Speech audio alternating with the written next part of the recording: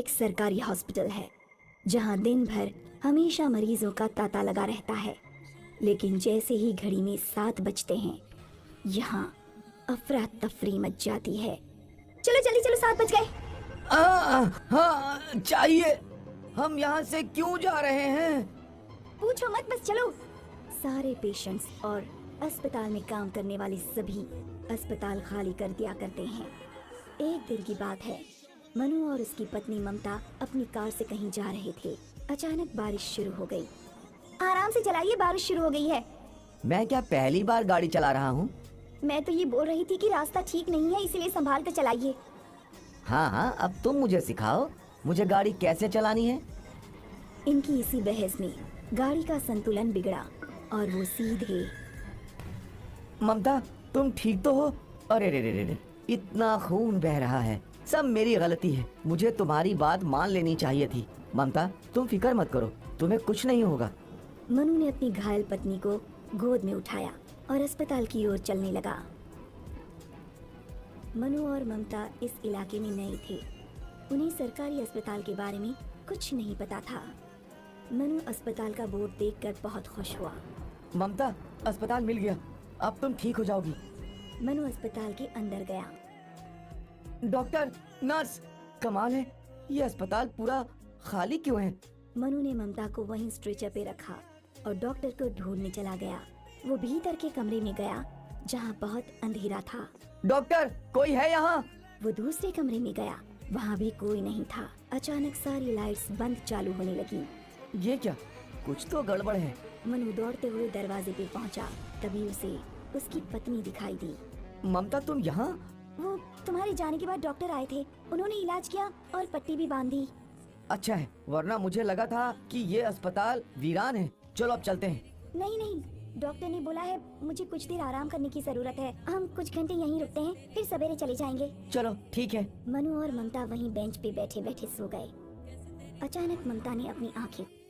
आओ करते हैं फर्स्ट गेम फ्री, फटाफट विड्रॉल, मतलब फायदे ही फायदे। Make your team now. Bench पे बैठे बैठे सो गए। अचानक ममता ने अपनी आंखें खोली और वो मुर्दा घर की ओर बढ़ने लगी। कुछ देर बाद मनु की आंख भी खुली। ममता, ममता। वो ममता के पीछे दौड़ते दौड़ते मुर्दा घर पहुंचा। ममता, ये तुम क्या कर रही हो? अपना शरीर देख रही हूँ। अपना शरीर? हाँ, अपना शरीर देख रहा हूँ। मौत की चीखों के साथ रात ढल गई और अगली सुबह जब अस्पताल खुला तो मंजर ही दिल दहला देने वाला था। मनु की लाश मुर्दा घर के फर्श पे पड़ी थी और ममता वहीं पंखे से लटकी हुई थी। ये लोग भी उस अघोरी आत्मा के शिकार हो गए। अघोरी आत्मा? हाँ, तू मेरे साथ चल, मैं तुझे सब बताती हूँ। दोनों नर्सेस रेस्ट रूम में गई। 1 महीने पहले की बात है। रात के करीबन 10 बजे होंगे। 2 आदमी एक अघोरी बाबा की लाश को यहाँ ले आए। डॉक्टर, इनको देखिए, ये तो मर चुकी है। मैं तुझे बोल रहा था, ये मर गई है। तूने मेरी बात नहीं मानी। अरे लेकिन अगर ये जिंदा होता तो इसकी जान बच जाती। ये क्या बाबा, आपकी गाड़ी के नीचे आकर मर गया? नहीं सर, हम तो जंगल में कैंपिंग कर रहे थे, तभी हमें ये मिले। हमें लगा कि इनकी तबीयत खराब है, इसलिए इंसानियत के नाते इन्हें यहाँ ले आए। मुझे तुम दोनों की बातों पर यकीन नहीं है। हमें इनका पोस्टमार्टम करना पड़ेगा, तभी सच सामने आएगा। नर्स, आप पुलिस को इन्फॉर्म कीजिए। देख, तेरी इंसानियत के चक्कर में इस बार हम फिर फंस गए। डॉक्टर लाश का पोस्टमार्टम करके मुर्दा घर ले गए। डॉक्टर ने पोस्टमार्टम करना शुरू कर दिया, लेकिन डॉक्टर अचंभे में रह गए।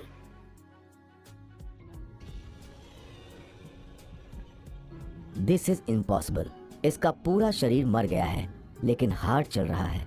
नर्स, तुरंत इस हार्ट को किसी और हार्ट पेशेंट को देने का इंतजाम करवाओ।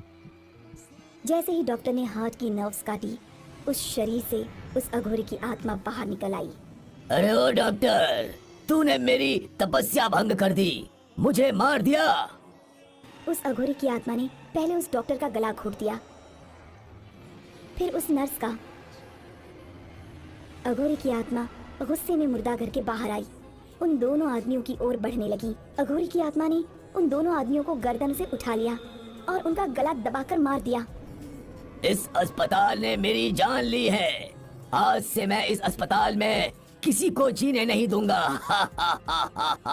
यही है मेरा इंतकाम। उस दिन के बाद जो भी इस अस्पताल में 7 बजे के बाद आया, उसे उस अघोरी ने तड़पा तड़पा कर मार डाला। लेकिन इसमें तो ना उस डॉक्टर की ना उन लड़कों की गलती थी, वो तो सिर्फ मदद कर रहे थे। कुछ चीजें इंसानी दिमाग के परे हैं। ये अघोरी भी ऐसे ही हैं। अगर वो लड़के उस अघोरी को यहाँ नहीं लाते तो वो मरता नहीं, ना ही इतने सारे लोग मरते। तो इस अघोरी की आत्मा से छुटकारा पाने के लिए कोई उपाय नहीं है क्या? उपाय वो तो बहुत किए। 6 महीने पहले सारे डॉक्टर्स ने और नर्सेस ने मिलकर एक झाड़ फूंक करने वाले बाबा को बुलाया था। फिर झाड़ फूंक करने वाले बाबा ने दिन भर इस मुर्दा घर में बैठकर पूजा अर्चना की। पूरे अस्पताल में मंत्रों का शोर सुनाई दे रहा था। लेकिन जैसे ही 7 बजने वाले थे, सारे लोग यहाँ से बाहर चले गए। उस झाड़ फूंक करने वाले बाबा को छोड़कर घड़ी में 7 बजते ही अघोरी की आत्मा सामने आ गई। मैं तुझे आदेश देता हूँ, इस अस्पताल को छोड़ के चला जा। तू मुझे आदेश देगा? सारे देवताओं का आवाहन करते हुए मैं तुझे इस अस्पताल से निकाल कर ही रहूंगा। मैं महादेव का भक्त हूँ, कोई शैतान नहीं। तो निर्दोषों की क्यों जान ले रहा है? इस अस्पताल ने मेरा खून किया, मेरा क्या दोष था? वो तो एक हादसा था। हादसा? तो ये सब मौत भी हादसा है। और बस अगली सुबह उस झाड़ फूंक करने वाले बाबा की भी लाश मिली। अब भगवान ही जाने इस अघोरी की आत्मा का क्या उपाय है। बाप रे, क्या अब भी उस अघोरी की लाश मुर्दाघर में है? हाँ है। उसका अंतिम संस्कार क्यों नहीं कर देते? कोई उसके शरीर को छू ले तो अघोरी उसे मार देता है। मतलब और कोई रास्ता नहीं है? फिलहाल तो नहीं। अब तो हम यही कर सकते हैं कि जब भी घड़ी में 7 बजे तो हम अपनी जान बचाने के लिए इस अस्पताल को खाली कर दें। लेकिन आए दिन इस मुर्दा घर में किसी न किसी की लाश मिलती है और रात में अघोरी जोर जोर से हंसता है। ड्रीम 11 पे करोड़ों का मेगा कॉन्टेस्ट, तो चिल करना बंद करो और टीम बनाओ यार। और रात में अघोरी जोर जोर से हंसता है।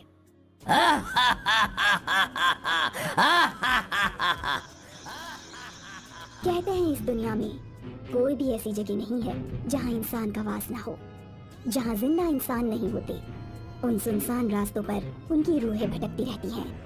एक ऐसा ही किस्सा है शैलेश का। अब देखिए। हाँ हेलो सीमा, नहीं अभी ऑफिस का इवेंट खत्म हुआ है। ये लोग भी ना इतनी दूर इवेंट रखते हैं यार, कैब भी नहीं ले सकता, ऐप नहीं चल रहा है। खैर यहाँ इस सड़क पर रुका हूँ, शायद कुछ मिल जाए। कैसी सुनसान जगह है ये, कुछ आ भी नहीं रहा इस तरफ। ये कमबख्त ऑटो वाले भी ना। सर सर प्लीज रुकिए सर, शायद कोई बड़ी गाड़ी आ रही है। वाह बस है ये तो। अरे अरे रुको रुको रुको रुको, मार डालोगे क्या?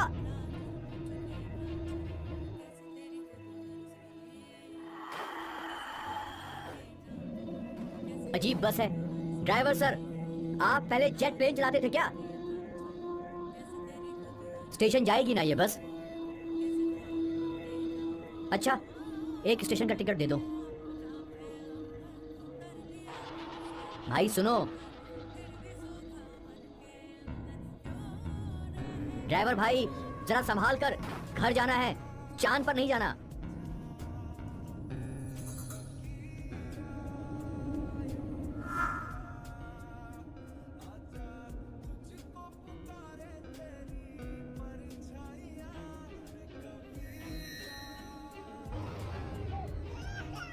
अजीब बच्चा है। इन जंगल के रास्तों पर ठंड बहुत होती है।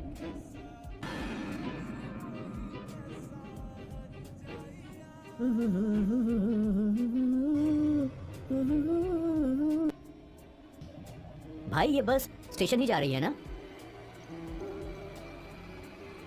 अरे ये स्टेशन का रास्ता ऐसा सुनसान कैसे? कंडक्टर भाई, मैंने आपसे कुछ पूछा। बड़ा अजीब है ये कंडक्टर। मैंने पूछा ये बस स्टेशन ही जा रही है ना? नहीं। ये तुम्हारी आंखें? बैठे रहो।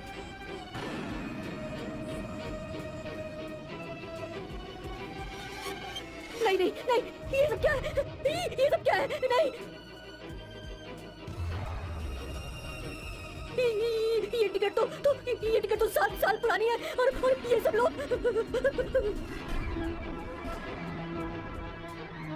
ये तो यही बस है और ये पेपर 11 जून 2013। नहीं, मैं यहाँ नहीं रुक सकता। ड्राइवर बस रोको, बस रोको।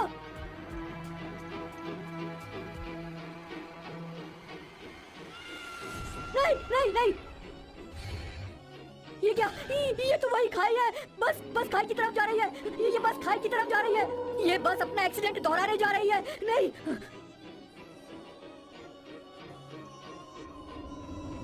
नहीं, मैं यहाँ नहीं रह सकता। नहीं, ड्राइवर रुको, बस रुको प्लीज, मुझे जाने दो। कंडक्टर तुम कुछ करो ना प्लीज।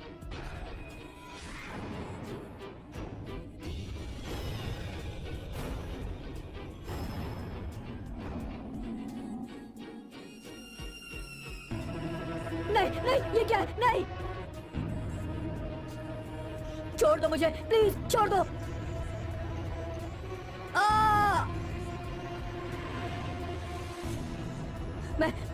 मैं ठीक हूँ। एक भी चोट नहीं है। अरे ऐसे कैसे हो गया?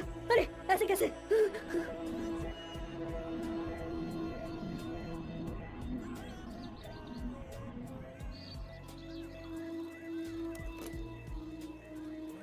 कुछ तकलीफ है बेटा?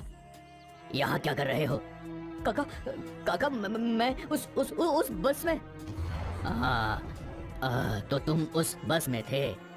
आपको पता है उस बस के बारे में? मैं सब कुछ जानता हूँ। तुम खुशकिस्मत हो बेटा। वो बस नहीं, मौत की बस है।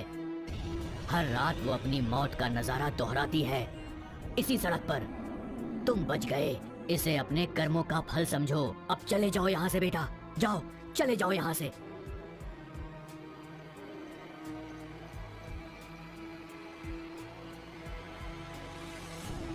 शैलेश तो उस रात बच गया, पर पता नहीं इस मौत की बस ने कितनों का शिकार किया है। अपनी